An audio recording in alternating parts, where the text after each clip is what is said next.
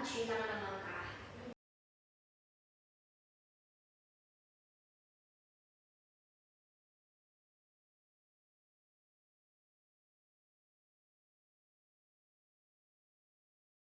Baik Ibu, jadi pertama saya akan memeriksa nervus olfactorius atau nervus pertama. Itu saya akan memeriksa penciumannya Ibu ya.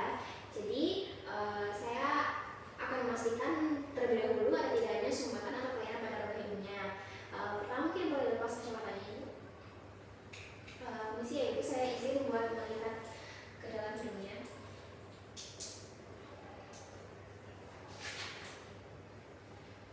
Boleh diangkat mungkin sedikit menengah. Oke. Baik Ibu, di sini setelah memeriksa hidungnya dan saya tidak menemukan adanya sumbatan ya Ibu atau kelainan pada bagian rongga hidungnya. Kemudian di sini saya akan meminta Ibu untuk menutup salah satu lubang hidungnya. Pertama saya akan berusaha yang lubang hidung kanan dulu. Jadi tutup hidung yang kirinya ya. Baik, di sini saya akan meminta Ibu untuk menyebutkan jenis bau yang Ibu cium. Oke, pertama di sini boleh dicium baunya. Ini bau apa? Bau kopi dok. Baik Ibu, selanjutnya ini bau jahe dok. Oke, baik Ibu, satu kali lagi ya. Ini bau apa Bu? Bau jeruk dok. Baik Ibu. Selanjutnya untuk hidung yang kanan ini yang lubang kanannya normal. Kemudian saya akan periksa lagi untuk yang lubang sebelah kiri, bau tutup yang lubang kanan. Baik Ibu, boleh dicium dulu. Bau jeruk dok. Oke, saya akan periksa lagi ya. Ini bau apa? Bau kopi dok. Baik, ini terakhir ini bau apa? Bau jahe dok.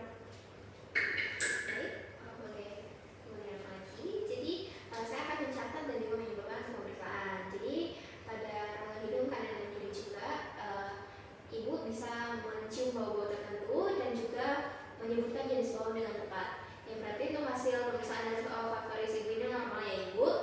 Baik Ibu, selanjutnya saya akan memeriksa nervus oculomotorius atau nervus ketiga dan juga nervus cochlearis atau nervus keempat dan juga nervus abducens yaitu nervus keenam.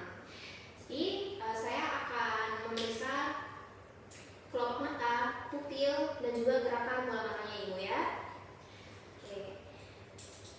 Baik Ibu, pertama boleh lihat buka matanya lebar-lebar, kemudian melihat menatap lurus ke depan. Saya akan memperhatikan apakah ada tosis, exophthalmos, enophthalmos atau strabismus. Baik Ibu, boleh kembali lagi.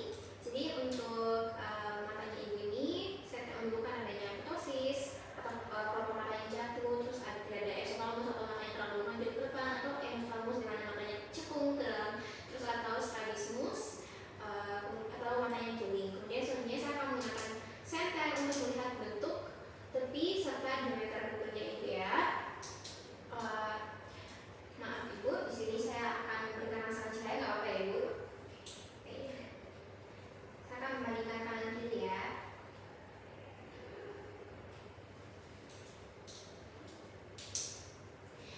Baik, selanjutnya saya akan memeriksa refleks pupil langsung. Dimana sini saya akan menyerapkan cahaya ke arah pupil lalu mengamati ada tidaknya miosis dan mengamati apakah pelebaran pupil segera terjadi ketika cahaya dialihkan. Ibu, saya periksa dulu yang di sebelah kanannya. Oke, baik, selanjutnya.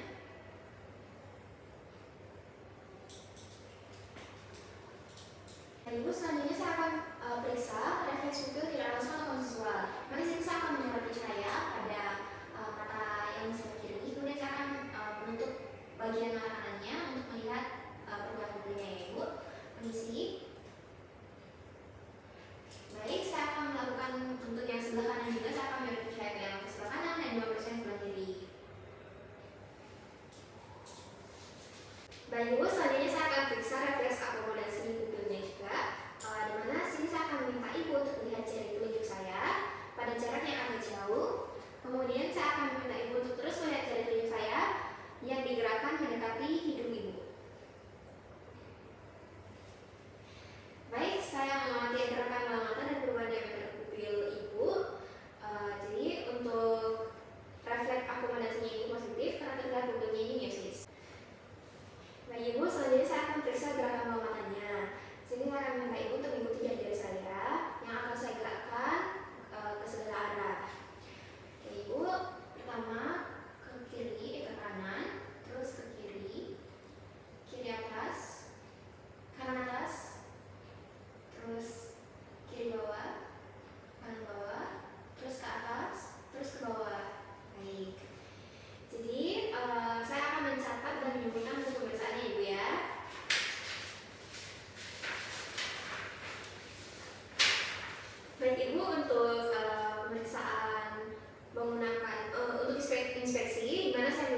matanya ibu saat menatap lurus ke depan itu tidak ada abnormalitas atau gangguannya ibu, dan tidak ada ptosis atau kalau matanya jatuh, tidak ada exophthalmos atau mata yang terlalu menjauh ke depan, atau endophthalmos atau mata yang terlalu masuk dalam, atau strabismus matanya juli. Kemudian setelah menggunakan senter untuk melihat bentuk, tepi serta diameter pupilnya itu hasilnya normal semua.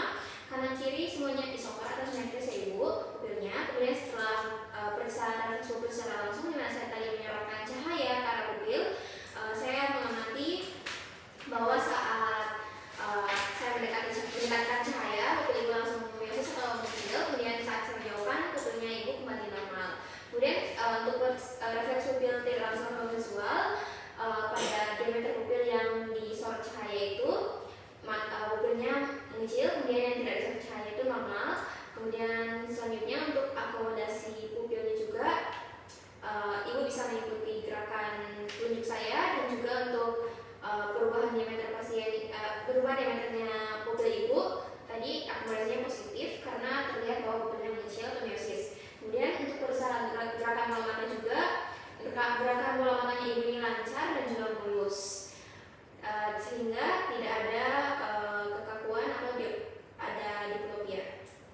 Kemudian selanjutnya sini saya akan memeriksa nervus vestibulocularis atau nervus 8. Jadi yang pertama saya akan memeriksa nervus vestibularis ini ibu ya.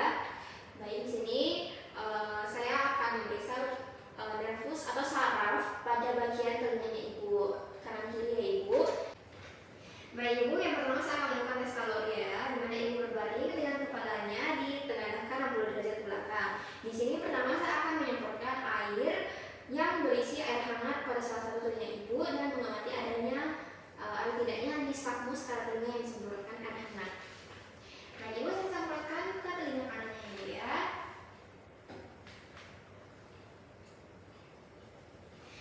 Baik, di sini setelah menyemprotkan air hangat di telinga kanan, dia itu dengan suhu 44 derajat, terlihat adanya nistagmus atau matanya ibu langsung mengarah ke bagian telinga yang saya semprotkan tadi.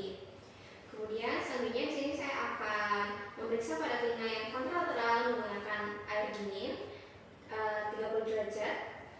Kemudian permisi ibu, saya isi sendiri di belakangnya. Bisa semprotkan ya ibu.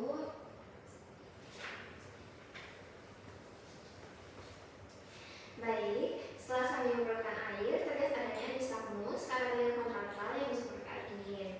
Oke, kemudian lagi pemeriksaannya saya lakukan pada telinga dan juga terdapat jeda antara penyemprotan air dingin dan panas, yaitu 5 menit. Kemudian selanjutnya adalah pemeriksaan jalan tandem. Jadi ibu saya minta tolong untuk berdiri ya ibu ya.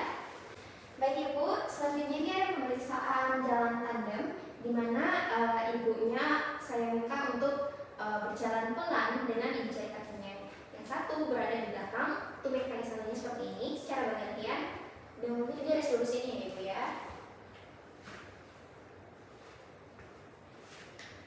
Baik ibu, selanjutnya saya akan meminta ibu untuk melakukan jalan tadi dengan mata yang tertutup.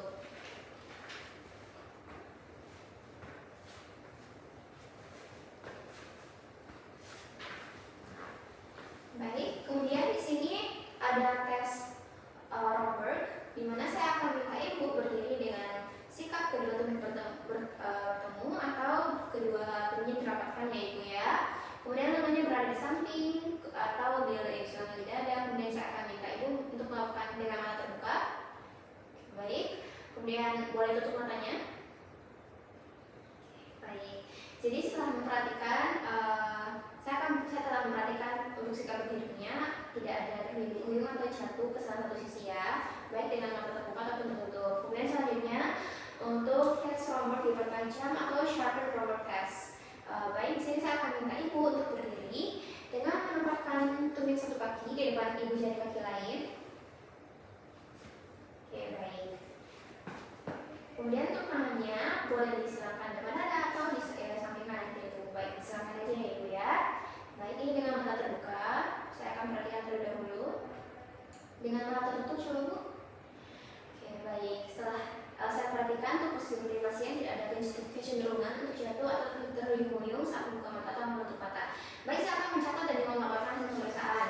Jadi untuk pemeriksaan tes kali ini pertama itu ikutnya untuk kedua telinganya saat saya tes dengan menyemprotkan air hangat atau air dingin dengan selama waktu 5 menit itu terdapat nistagmus di mana matanya ibu langsung melihat ke arah yang saya semprot, ke telinga yang saya semprotkan. Kemudian untuk jalan tandem, ibunya dapat melakukan yang baik, ibunya dapat berjalan dengan mengikuti garis lurus dengan mata terbuka ataupun tertutup tanpa terhuyung-huyung atau cenderung jatuh ke satu sisi. Kemudian untuk tes Romberg dan juga tes Romberg dipertajam, ibunya bisa berdiri dengan normal tanpa ada kecenderungan untuk jatuh ataupun terhuyung-huyung baik saat membuka mata maupun menutup mata.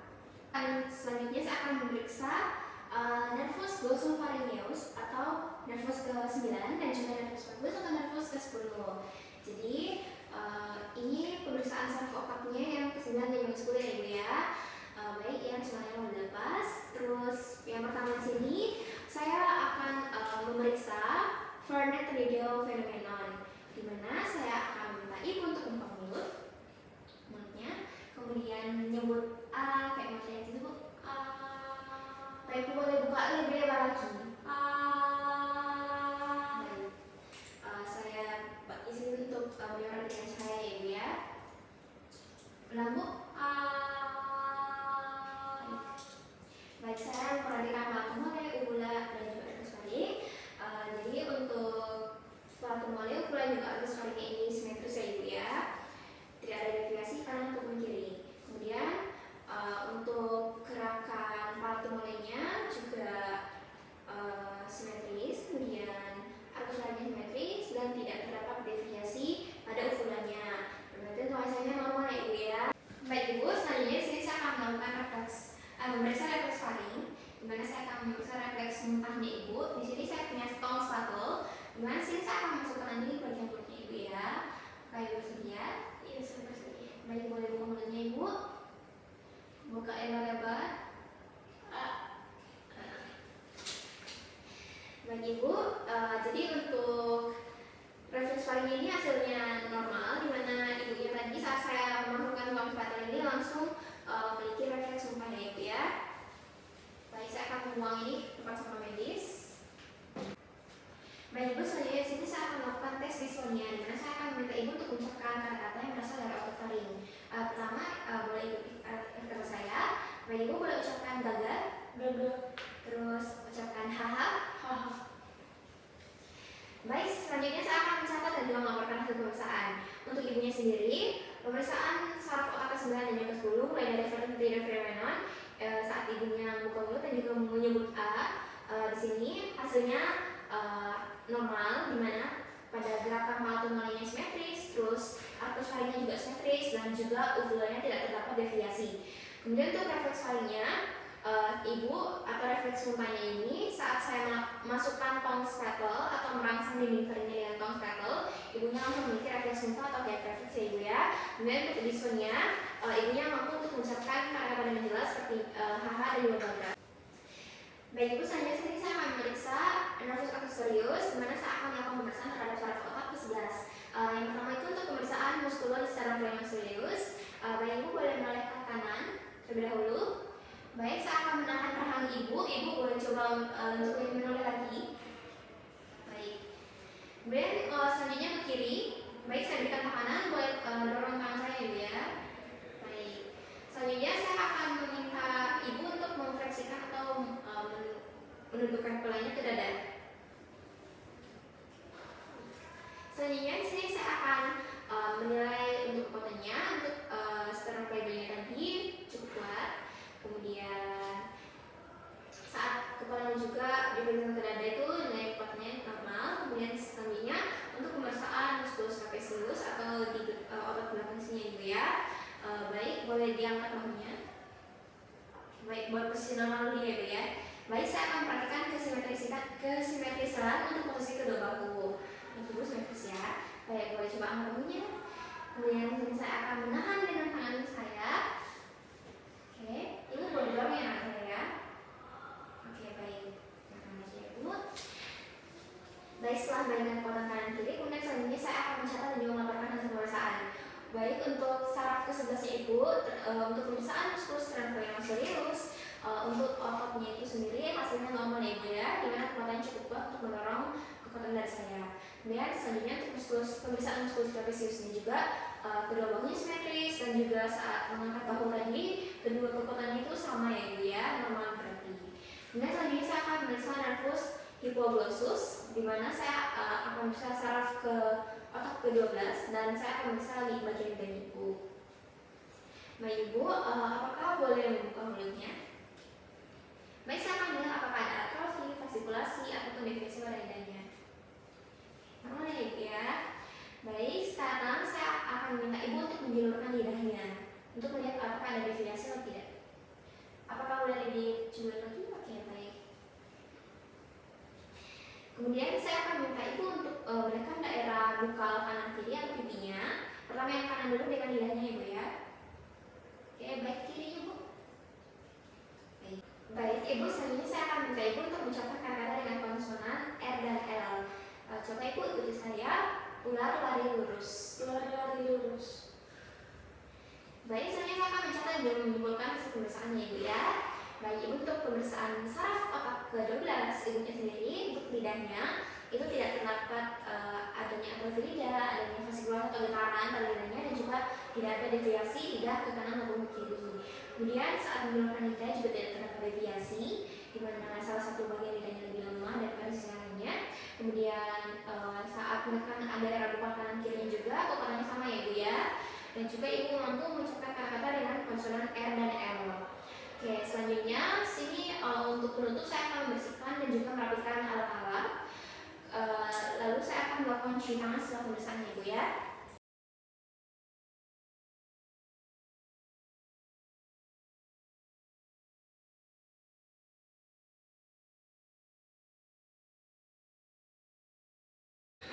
Baik Ibu, selanjutnya sini saya akan menyampaikan edukasi untuk hasil pemeriksaannya Ibu ya. Jadi untuk pemeriksaan nervus cranialis atau saraf otaknya Ibu, untuk mulai dari nervus cranialis atau saraf ke-1 itu Ibu dapat mencium aroma dengan normal dan juga tepat ya Ibu ya.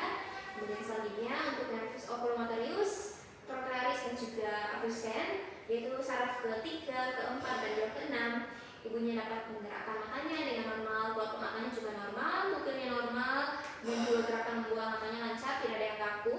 Kemudian untuk pupilnya, untuk meiosis dan mediasi semiluar normal, keduanya simetris atau isoper ya Ibu ya. Kemudian refleksnya juga bagus, normal. Kemudian selanjutnya untuk pemeriksaan nervus vestibulococlearis atau nervus 8, di mana setelah melakukan pemeriksaan vestibularis pada lidahnya Ibu, untuk tes kalori yang pertama itu hasilnya Ibu normal karena saat saya menyemprotkan air hangat ataupun air dingin ke telinga kanan dan juga kiri, Ibu ini terdapat nistagmus atau memang matanya langsung menoleh ke arah yang saya semprotkan tadi. Berarti normal ya Ibu ya. Selanjutnya untuk jalan tandem, Ibunya mampu untuk berjalan seperti catwalking, yaitu mana kakinya yang satu berhadapan kaki yang lain dan mengikuti garis lurus. Baik, Ibunya tidak memiliki kecenderungan untuk jatuh ke kanan atau ke kiri atau terhenti ya Ibu ya. Dan Ibu untuk tes rompur dan jatuh selama tajamnya, Ibunya sendiri hasilnya juga normal, dimana Ibunya tidak ada saat kita berdiri mata tertutup atau mata berdiri atau mata terbuka, Ibunya tidak memiliki kecenderungan untuk jatuh ke salah satu sisi atau ke terhenti ya Ibu ya. Selanjutnya untuk pemeriksaan nervus glossopharyngeus 9 dan juga nervus yaitu saraf ke-10, Ibunya untuk video fenomenanya itu normal, dimana bagian dalam mulutnya itu simetris semua. Kemudian untuk refleks muntahnya juga normal ya Ibu ya. Kemudian dysphonia, Ibunya mampu untuk mengucapkan kata-kata yang berasal dari otofaring yang berarti normal juga. Kemudian untuk nervus accessorius dan yaitu saraf ke-11, untuk hasilnya baik pemeriksaan musculus sternocleidomastoideus atau pada lehernya ini, kemudian untuk musculus trapeziusnya juga pada bahunya ini normal ya Ibu ya, keduanya normal. Kemudian selanjutnya untuk nervus hipoglossus atau saraf ke-12 hasilnya juga normal, di mana lidahnya tidak ada deviasi, tidak ada atrofi ataupun fasikulasi, dan juga untuk kekuatannya keduanya sama kanan kiri, dan juga Ibunya mampu menggunakan kata-kata dengan konsonan R atau L. Jadi setelah ini apakah ada pertanyaan? Tidak ada. Baik, jika ada pertanyaan, terima kasih untuk kerjasamanya ya Ibu ya.